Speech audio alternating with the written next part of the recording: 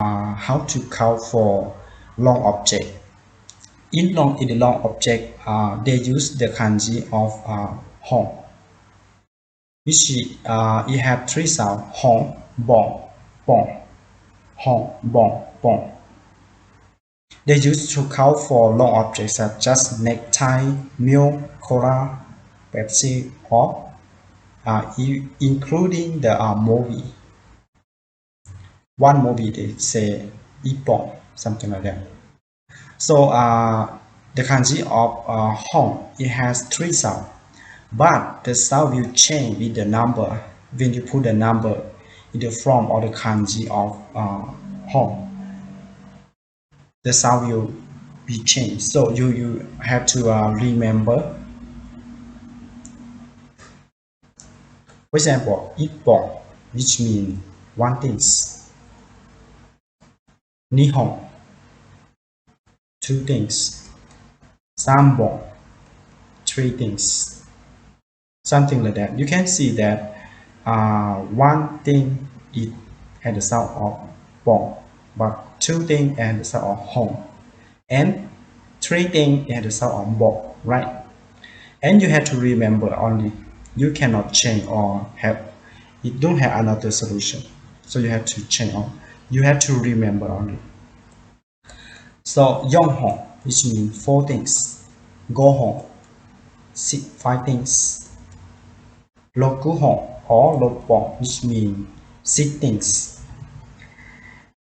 If you say sitting for the long object, you could say two sounds, such as lokuhong or lopong. It has the same meaning. Nanahong, seven things. Hachihong or hapong, eight things.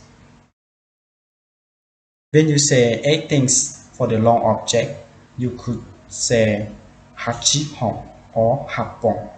It had the two sounds, but it had the same meaning, and you should remember that. Kyuhong, nine things.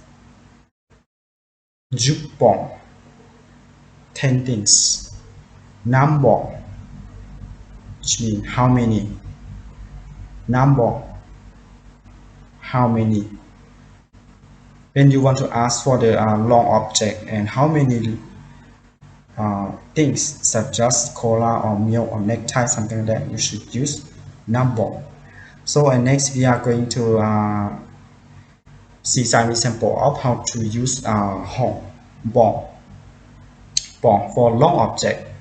For example, あそこに何本の鉛筆がありますか? あそこに何本の鉛筆がありますか? Which means how many pencils are there? How many pencils are there? あそこに2本の鉛筆があります。あそこに2本の鉛筆があります。